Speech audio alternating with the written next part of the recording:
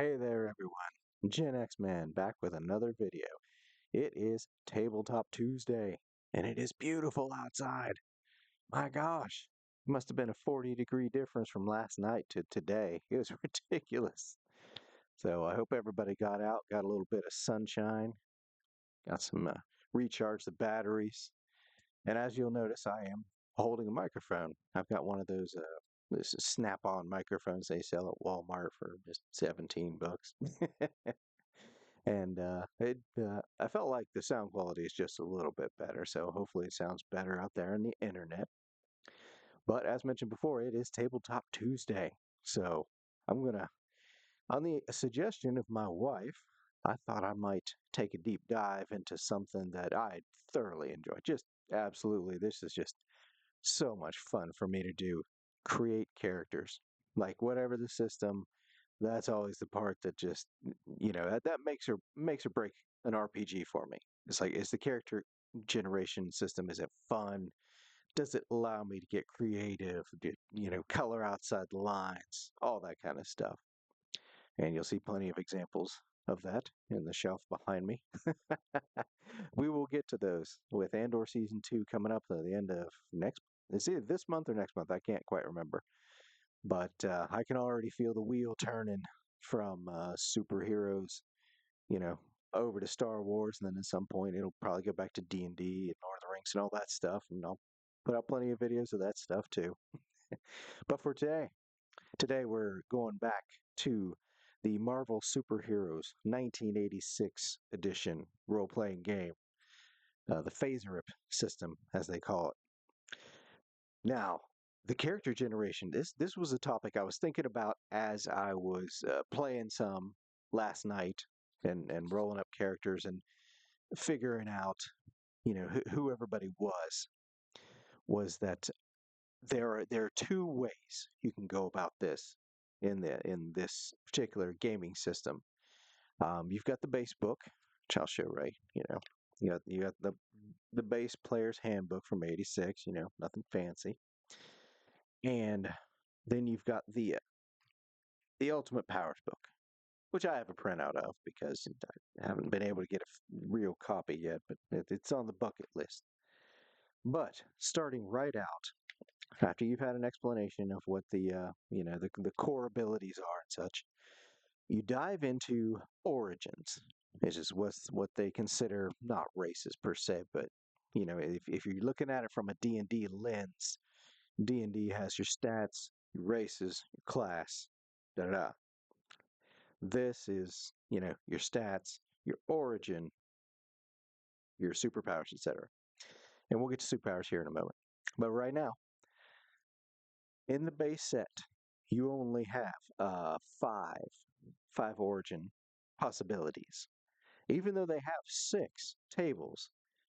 But to roll up a character, you can get altered human, you can get mutant, you can get high tech, robot, and alien. That's it. Now, inside that, you have a lot of flexibility. You can, it's open to interpretation. Aliens. Are we talking little green men from outer space? We talking as guardians? We talking, et cetera, et cetera. Inhumans, you name it. You can be pretty liberal. Robots. I mean, there's tons of examples of robots, high tech heroes.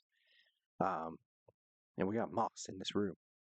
I tell you, anybody else plagued by Moss? I tell you, we're gonna have to do something about this. But going back to it, with these 5 options, you can get pretty liberal and creative, but I feel like to get the most out of it, you already got to know what it is that you're aiming for. If I roll up and I get altered human, I'm going to have to think about somebody that started normal, something happened, now they're this. And there's a lot in there. The contrast to that is the Ultimate Powers book. It's a supplement, came out a little bit later than the base set. And they've got more origins than you can shake stick at. Tons of them, tons of them. Just take my word for it. Um, and they have a lot of variations on you, normal human. Like in the base set, normal human is on the columns for your primary stats, but you can't actually roll a normal human as an origin in the base game. Now, in the Ultimate Powers book, you can absolutely roll a normal human to start out with. In fact, you have a 25% chance. 1 to 25 is normal human. And that can be, that by itself beggars somebody. Are you a normal human supporting character? Foggy Nelson to Matt Murdock, Karen Page to Matt Murdock, et cetera, et cetera. Wyatt Wingfoot to the Fantastic Four, et cetera, et cetera. Or do you have devices or something? You see, and then you start getting into the high tech area, like if your judge, which is the DM in this game, allows you to roll powers. Those powers can't be superpowers. They would have to be something like you've got a magic this or that, you've got a tech this or that, et cetera, et cetera. But I would also argue that once you go into those areas, you're a different origin entirely. So that's a little dicey. So when you roll a normal human, I believe that the intent and the execution should be that yes, you are a normal human. Skip the powers, go directly to talents and contacts. Da da da. But also on the list you've got 3 types of mutants, androids, humanoids. The list goes on, and they have a very important category called compound. I love this one. That's where you actually are more than one origin at the same time. Wolverine. Wolverine is a mutant. In the base game he's a mutant. In this he's what is he? A random mutant is what they call it in the Ultimate Powers book. But he's also been experimented on. He's got his adamantium lacing of his bones, and he's got in his claws. So he would actually have 2 origins. He would have mutant or mutant alter or random, and he would also have in the Ultimate Powers book. You can pull this off. You can't really pull it off in the base game, but you can pull it off here. And in that, you would have modified human skeletal, something like that. So that's really exciting when something like that happens. I've had it happen, I think, twice since I played the game. It does not happen often, and it's very exciting when it happens.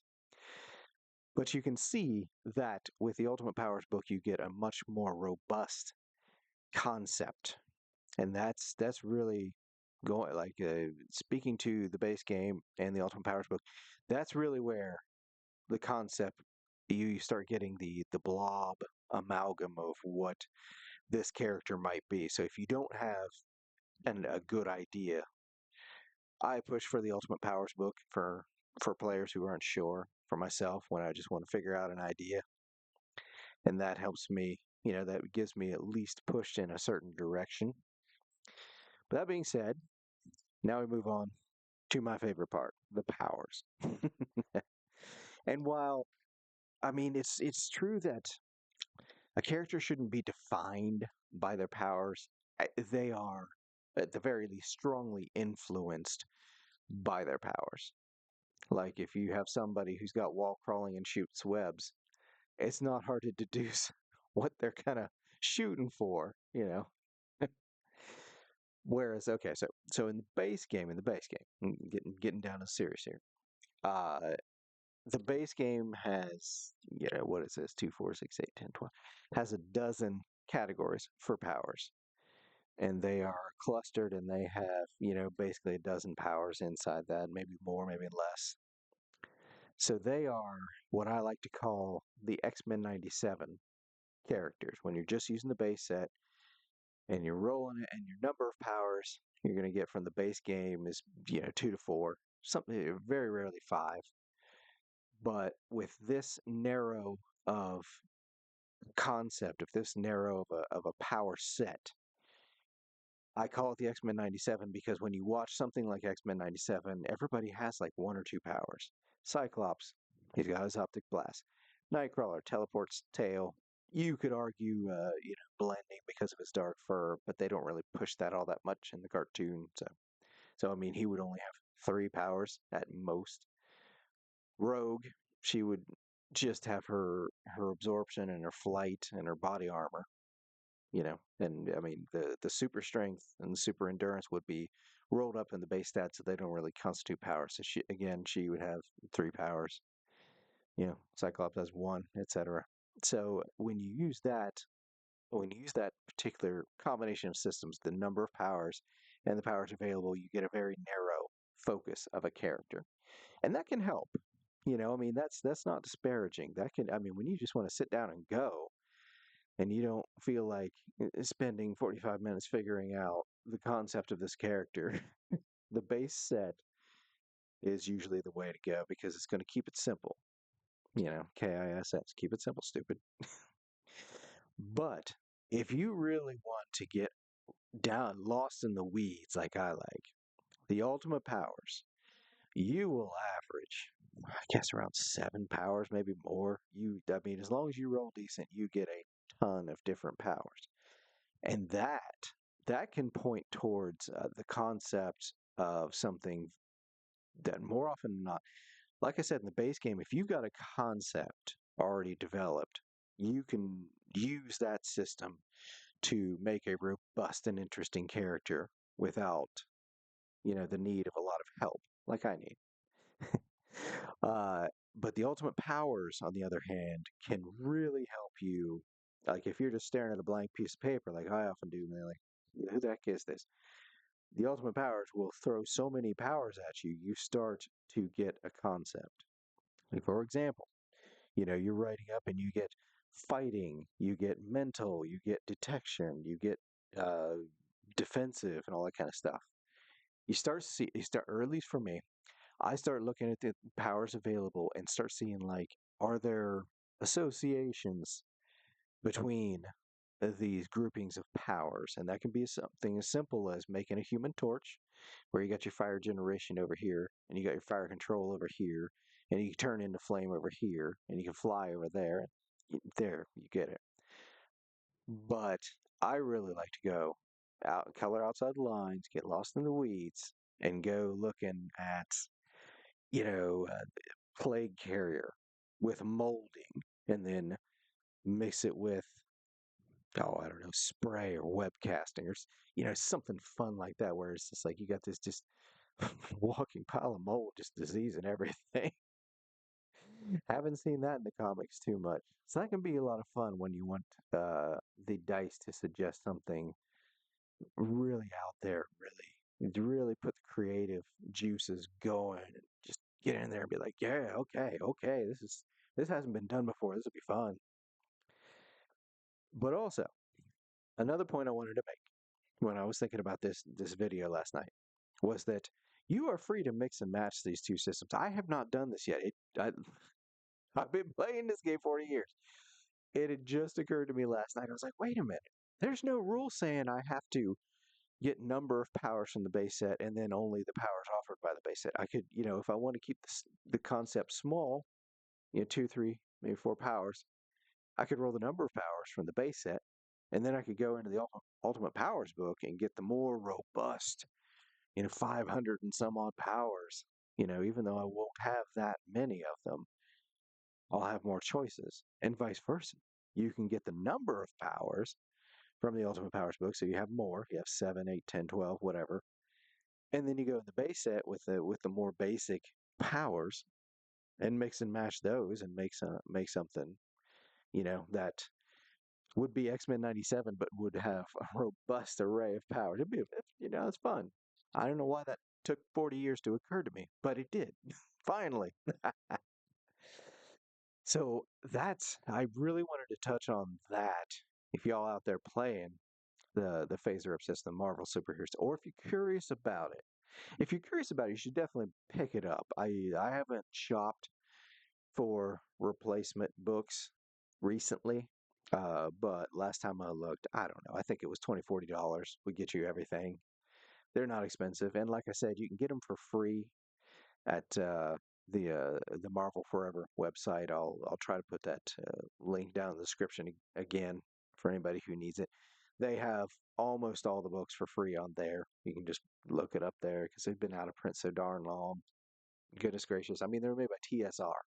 TSR long gone. More's the pity. But speaking of pity, I mean, just a quick tangent, if you'll indulge me. Just a little tangent here.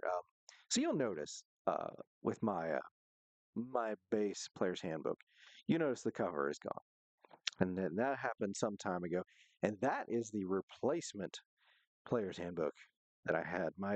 my original one from when I was just a kid, it looks even worse than this one.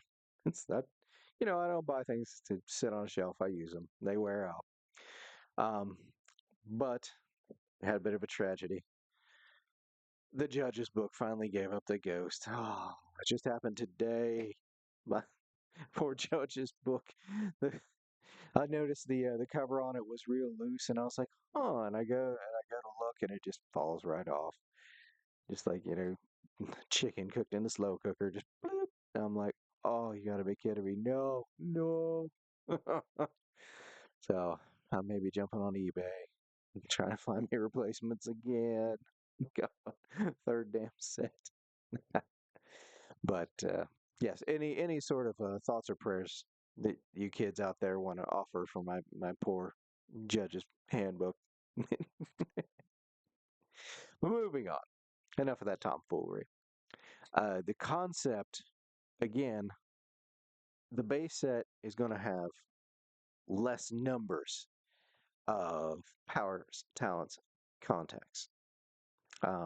So again, if you want to be fast, you're going to use that. That goes into the talents as well. Talents range from 1 to 4, usually averaging around 2 and 3. And talents, like, I feel like once you've got the powers rolled up, you've kind of got an idea where it's going. But talents can help with that too. Like if you got somebody who's got like senses, mental powers, travel, you're like, okay, what was this? And then you roll up one talent and it's scientific. You're like, well, okay, this is some kind of brainiac guy. Okay. You see how this, each element that you roll up as you go starts pointing your character in a particular direction, if you so choose. Again, feel free to color outside the lines. That's the nice element of this, is that it is this robust system. You can really get creative. Um, the bad thing about the Ultimate Powers book, though, is though even though on the chart it has a column for talents and it will give you more talents than the base set does, it does not expand on the list of talents. There's some resources on Marvel Forever for that. Like if you want something much more interesting or specific, I should say. I've got a printout somewhere.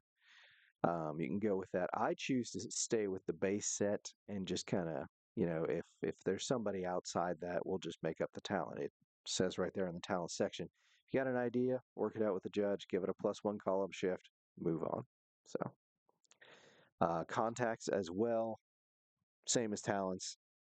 You're going to have 1 or 2 from the base set. You're going to have average 3 or 4 from the Ultimate Powers book. So if you use the Ultimate Powers book, it's going to throw more options at you. I guess that's, in conclusion, the Ultimate Powers book is going to throw more options at you. It's going to give you more choices.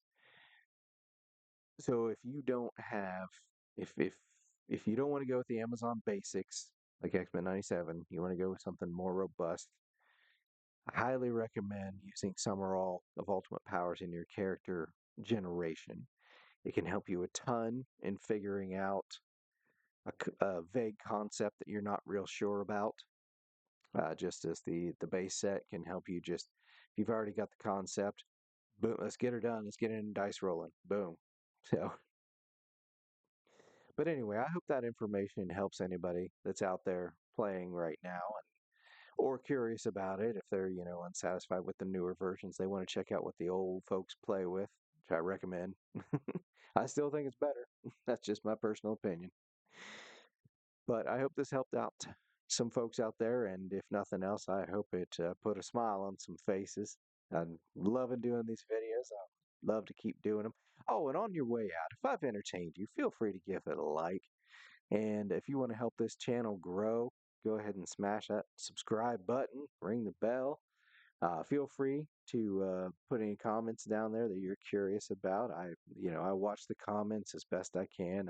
I'm new at the YouTube thing. Bear with me here. Like I said, I just got my first microphone. Probably going to be playing with my first editing here soon. But that's about all I got for today. y'all get outside and enjoy some good weather, get some sunshine, and drink lots of water, as Casual Geographic says. Anyway, y'all take care. I'll see you around. Bye.